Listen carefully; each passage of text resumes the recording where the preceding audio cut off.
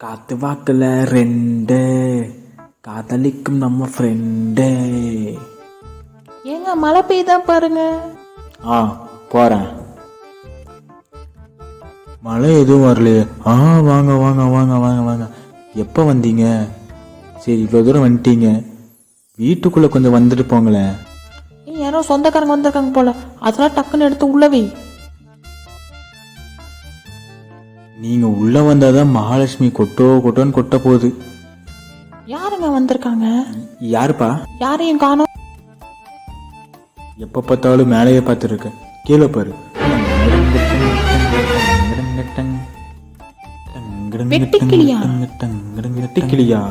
ஆமா, வெட்டுக்கிளி தான். பச்சை வெட்டுக்கிளி வந்தாலே காசு வருன்னு சொல்லுவாங்களே, அதான்.